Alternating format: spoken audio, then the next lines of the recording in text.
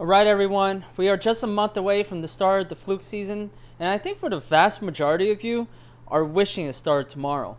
Especially with this winter being so brutal, with the prolonged periods of freezing cold, followed by a very slow transition into the spring. With each passing year, I feel like this off season is just growing longer. But I guess that's not really the case since we've been enjoying a longer fluke season in the past couple of years. But on the flip side, I had a ton of time to reflect upon the previous 8 years since I started single jigging for fluke from the shore. I still remember the first keeper fluke that I caught from the shore, how exhilarating it was when I beached it, and when I caught my first limit, and how ridiculous it felt putting them into an ice-filled igloo hard cooler that I was lugging around the beach. Then came to my first shore mat. The sheer size of the fluke when it came to the surface is something that I'll never forget. Then came those occasions where I thought I had everything figured out until I got outfished by my friend, which made me realize that you can be good at something yet have so much more to learn. And finally, how everything grew and evolved to what it is now, where I have the fortunate opportunity to teach and mentor other anglers my approach through my in person lessons. Whether it's my successes or my failures, I am just incredibly grateful to be able to experience it all. So, to start out this year, I wanted to document and celebrate some of my fellow shorebound fluke anglers and their journey through this sport. What got them into shore fluking? How did they start off fishing for them? And how did it evolve to what it is today? I'm calling this series the Chronicles of a Fluke Angler. I hope you find these sets of interviews refreshing and introspective, where you get a unique perspective into each person's journey through this incredible fishery. To start this series, I had a chance to sit down with my good friend Keith, someone that I fished a ton with, and saw me grow into this sport just as much as I saw him grow. We're going to cover fishing, his love for boating, and his venture into custom rod building. All right, enjoy the interview. I'm not gonna put this all in. We're just bullshitting now, right? You're gonna clip this. We'll figure it out. You're already Ah, live. We're live already. So whatever goes, it goes, what do Just you be mean we're live? yourself. What do you mean we're live? We're live. We're live. It's, You it's you put it recording. live on YouTube? You look good, man. It's good to see Yeah, you. you too, man. It's been haven't seen you since what, September, October? Yeah, it's been a while. It's been a The while. last time was can't say where we were, but our favorite time of year was the last time I think we saw each other. It's been busy for you. You've been having a lot of milestones in your life and a lot of things happening. So Yeah, um you had a milestone. You turned, was it 40 this year or last year? It was last year. what was last year? Yeah. We Yes, can 40, we can 41 we now, right? we can clip that out. That's for sure. Hey man, 40's still Oh, young. 40's still yeah. young, that's for sure. Yeah, 40 is the new 30. So I'm good with that. 100%. Especially you, you run like 7 miles a day. Oh gosh. How long have we fished together I for think we like really started fishing together regularly probably 2019. So probably 6 years at this point, I would say. five or Maybe six years? 2018, it was 2018, why? So that was the year I got it was the Suzuki rod we were all using back then. Oh man, what was it? It was a Shimano rod. What was it? Suzuki. Oh, the lab racks. The one that I got. Yes, The it was yes. that, but Yeah. the cheaper one. That was the dial one. There was the Shimano one. Oh, the Dia Luna. That's what it was. Yes, The Dia that Luna. Yeah. that's what it was. That's what it was. And then we put But you had a those. Dia Luna? I did. I think I Oh, maybe used it 2 or 3 times. I tried to sell it, nobody wanted it. And then we all kind of went from there. We realized like, hey, we don't really need these 7, 8 foot rods. We can get away with a 7, 7, 6, right? Much yeah. lighter, right? Yeah. And I think that's when we really, you might have been already been using like the 1/4 ounce at that point, but I think No. that's, No, you my aren't using. quarter, not yet, not yet, because I think the our jerk shad discovery came a 2019. little. I think so. I think we were It on was some dingy floating dock. Name will not be shared, but we were. Everybody knows it at this point. So But nobody needs to know it. If you know, you yeah, know. But you know, you know. we were putzing around with few experimental like jigs and stuff. But I think back then I think we were chucking the 5 inch GoPro up on a 3/8 ounce decoy jig head. That's what we were doing back then. I was actually, I think I was, how did you, I don't think I started using the single jig head until I think it was COVID. Because I remember it was 2019. I don't know if you remember opening day. It was pouring. It was the Yeah. day I missed my exam. I was doing my MBA. I missed my Yeah. exam, but I had to go take it in the car. And I made a bullshit lie to my professor that I was like, I had to go to the We can clip hospital. this out. We can clip this out too if you need. You don't have to. I don't care, man. But that was 2019. I remember, if you remember at that point, I was still using that white rod that you hated. It was The like ghost rod. yeah, it was the St. Croix Legend. Everybody loved that rod. I hated it. But I was using a teaser rig at that point from the shore. And then it was Mm-hmm. I think it was that year, maybe the next year is when I really started graduating. I started with 3/8, and then you start to get the feel of it, and then you could go to quarter ounce, and then even lighter. Yeah, yeah. I was remembering back in 2018, I believe it was we were on that dingy floating dock, and at that time I feel like I was using that gulp grub for You maybe a definitely couple of were. years, and I already caught quite a few pretty big fish. You know, I had a 25-inch on that setup. I Felt netted like that good. fish. There's a video of it. Or was that Yeah, the yeah. next year? That was the next year. I think that's when Yeah, we okay. transitioned over to the jerk shad. But I Yeah. remember I still had my lap racks. I was chucking and bouncing that 5-inch grub, and then it started not like performing the way I wanted to. Like we were getting outfished on that dock by other people who were using killies. I remember that day, and then You refused to. You busted my yeah, chops for I using it, if know you remember. you were telling me like, Mark, I think you're getting lapped around here. I was like, shut up! Like I don't We want to hear were. about this. We Yeah. were, man. For whatever reason, the Achilles is the colder water. That's what they wanted. Yeah, and then for whatever reason, I had like a pack of 5-inch gulp jerk shads in my bag. But I know that my cousin Roger, he suggested using jerk shad a long time ago, but we never really experimented with it until that fateful day on the floating dock with you, where I ran out of gulp. I basically didn't have the grub anymore. And I think you were messing around with like a high-low rig where you had a gulp on your Gilly on top hook, top. Killy on top. No, Gilly was on top, man. Killy, Got a nice okay, it fish. was the Killy. Yeah. I actually got a nice fish on it. I mean, that just goes to show. I mean, it still works, but if you want to, I think to target the bigger sized, keeper sized fluke, I think without a doubt, it's the action that the jerk shot has. I just think is you can't Yeah. compete. You really can't compete with it.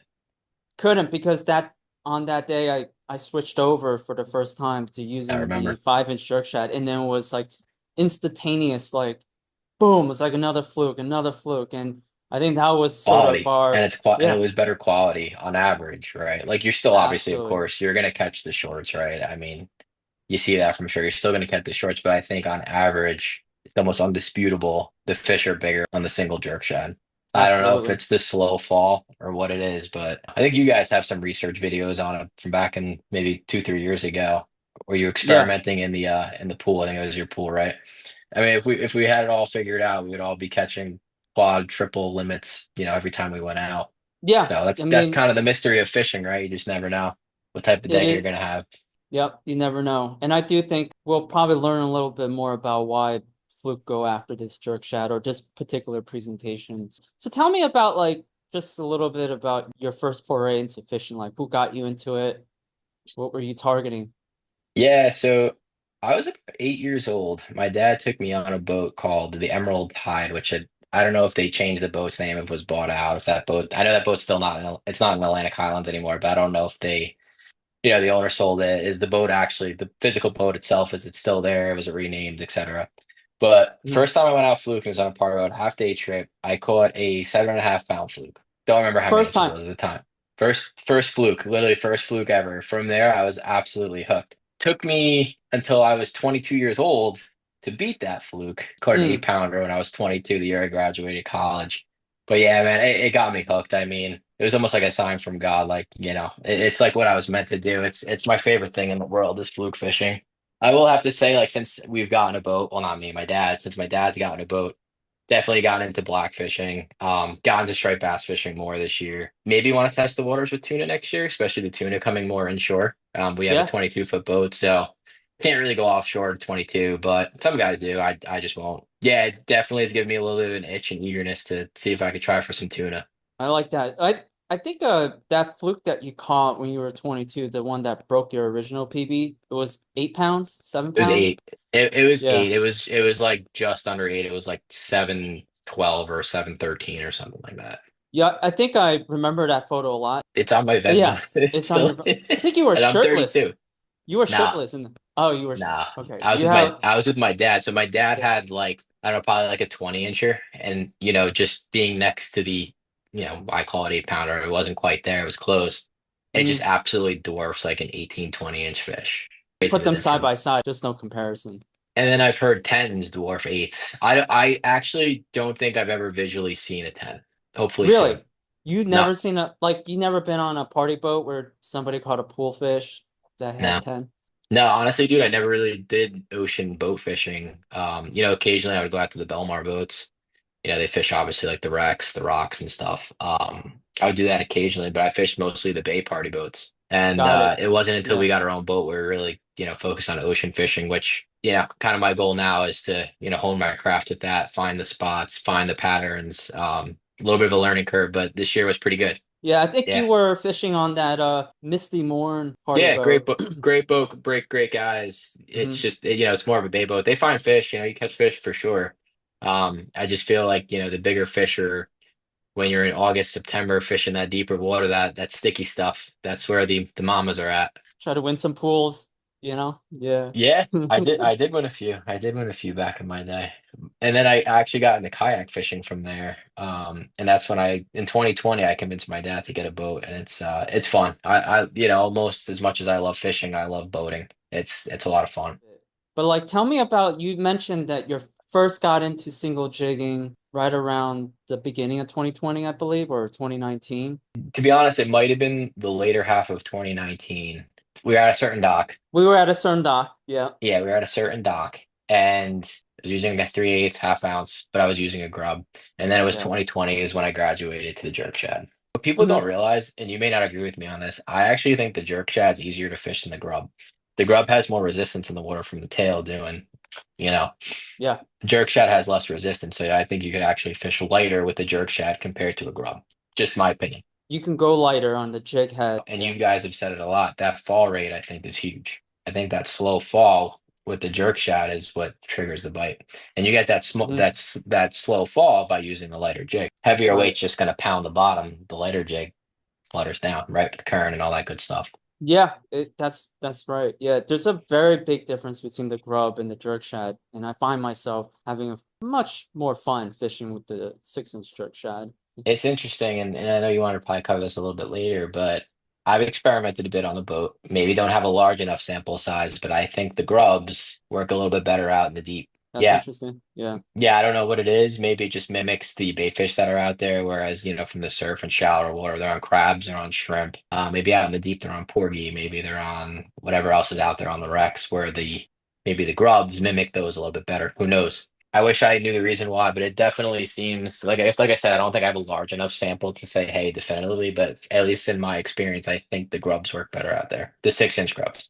Going back to the beach, I think we started hitting up open beach like starting 2020. And one thing I've noticed about you, and I fish with quite a few people, I do feel like you are one of the best in terms of triggering a fluke to bite.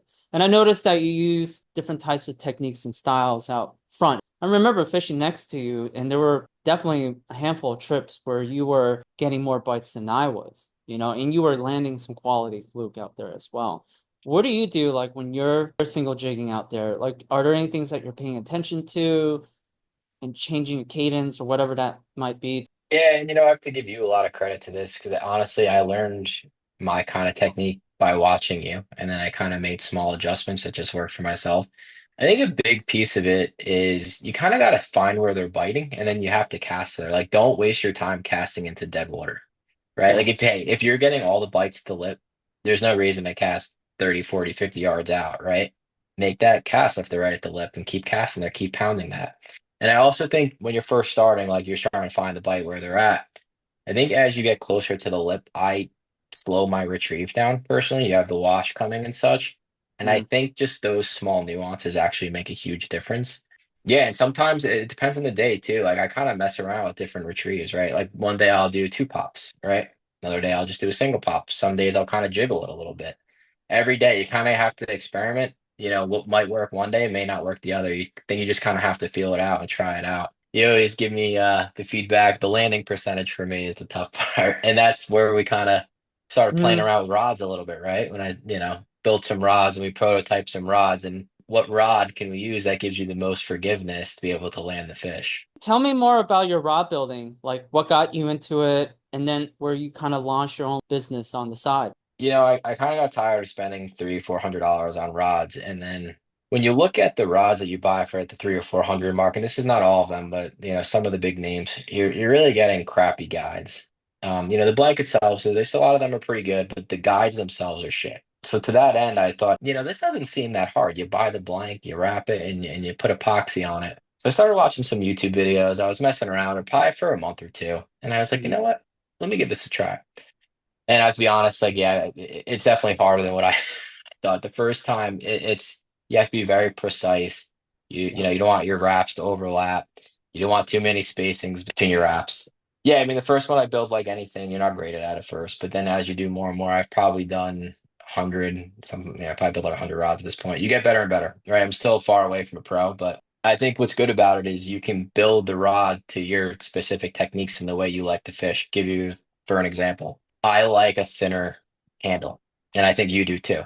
Yep. Like, 'cause I remember actually one hmm of the first ones I built for you, we built the handle a little too thick and we had to downsize. hmm You hmm don't have that option when you buy a shelf rod. I also like a specific size rod. I like for about the 7.3 to 7.6 size range. When you buy a shelf rod, sure, you can get a 7.6 or 7.3 foot rod, but do you have the quality guides? Do you have the exact handle? A custom rod is literally that. You built the rod specific to the way you like to fish and what's comfortable for you. Not only that, I just think you get a better quality rod.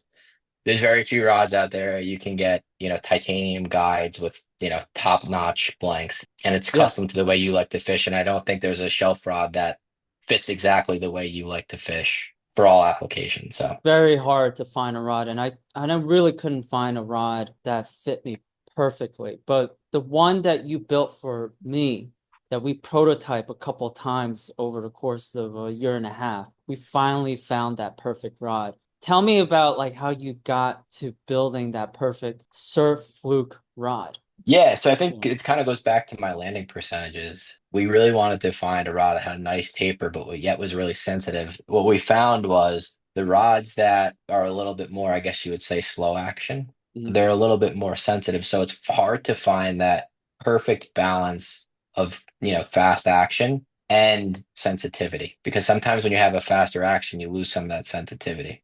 Yeah. So I think you and I, we tried about 3 or 4 blanks, I would say, Yeah. right? And Yeah. then we found the exact correct power that's for, quarter ounce to probably half ounce that has that forgiveness that allows you to up your landing percentages, but also incredible sensitivity.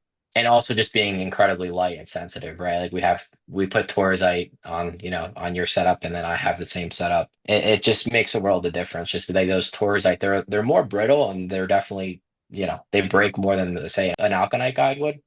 But you feel a difference of having like a Torzite or even like an SIC. Torzite more so than SIC. Some of those small details, as you hone your craft, they make a big difference. I thought the blank that we settled on was perfect balance. It was actually medium light power, extra fast, I think, on the website. Every rod blank builder has their own ratings, right? It does flex more than what I typically would be using.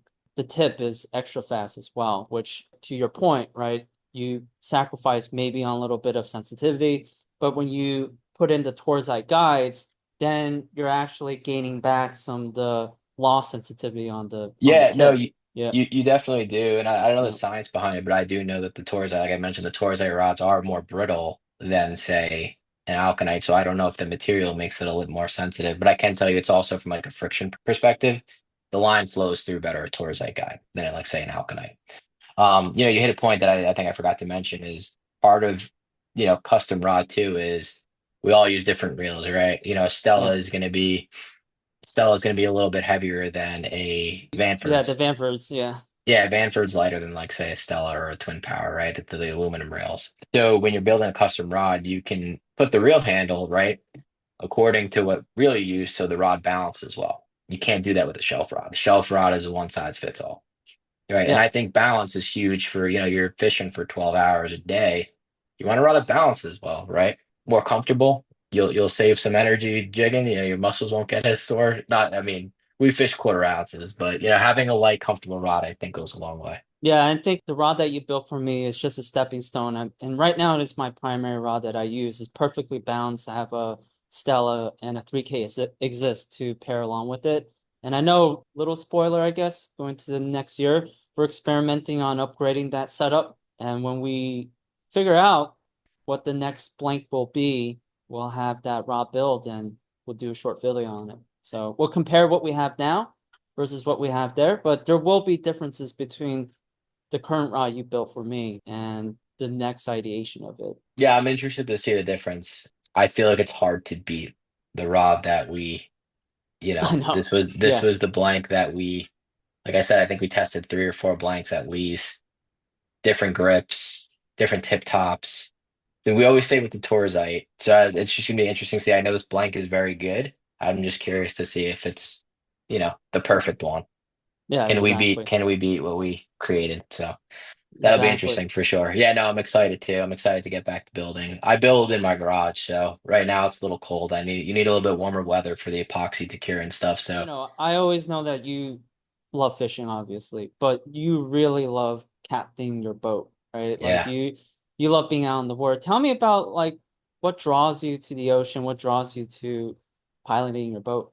It's a good question, and it's a tough question to answer too. I think it's probably like the mystery of it, right? Like you never know in the ocean what's under you, right? Mhm. That's the cool part of it. And I think just being out in the ocean, you're a lot of people can't go. Not many people have boats, have access to boats, and it's just nature is a beautiful thing. Just being out there, and I think it's a combination, Mark. Honestly, because like I've always told my dad, like my dad and mom, they like to go to the sandbars. I'm not really big on that.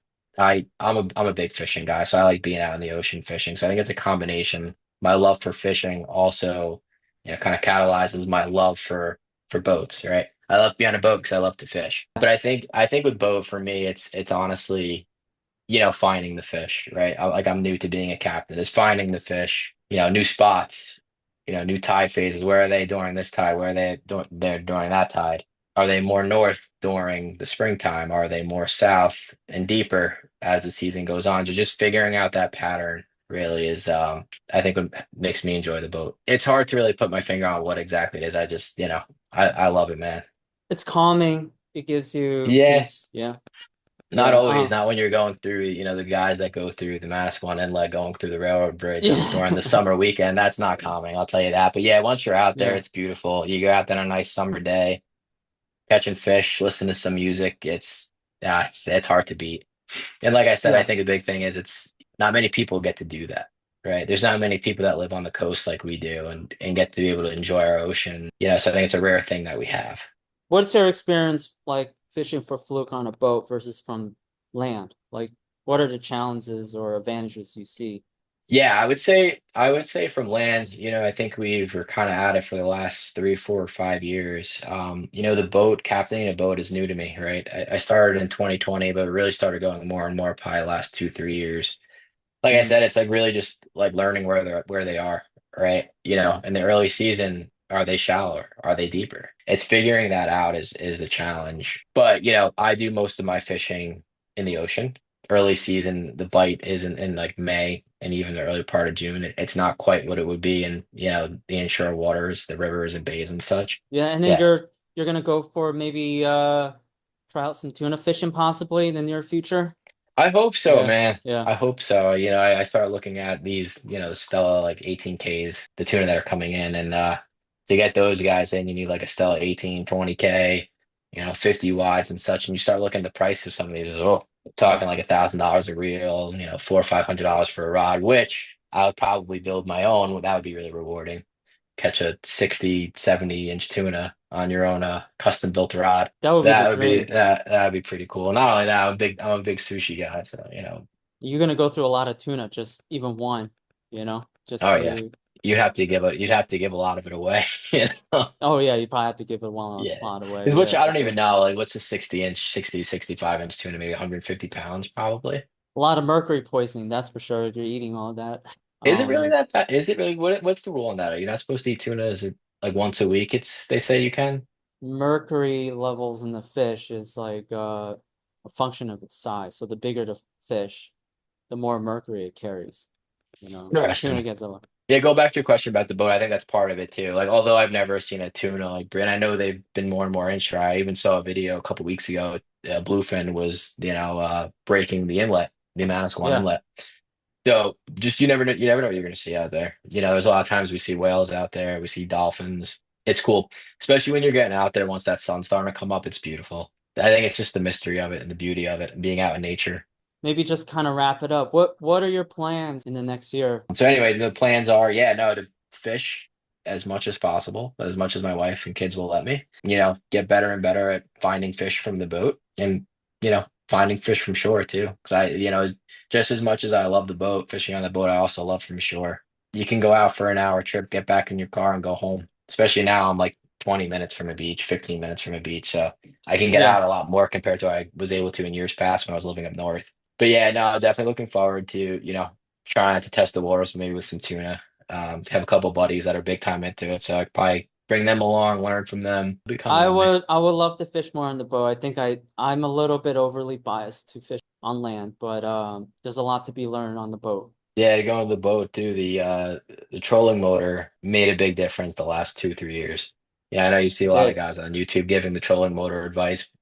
It's all legit. It's all Yeah. legit. Getting the your drift aligned with the current makes a huge deal, not only for catching fish, but being able to use those lighter weights when you have wind against tide, you have to use 6, 7, especially out in the deep, 6, 7, 8, 9, 10 ounces. It's hard to hold bottom.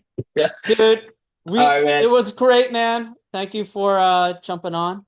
Uh Yeah, dude. Good seeing you. Good talking to you. We'll be talking more. Sounds good, man. All right, Have a man. good All right, one. buddy. All See ya. right.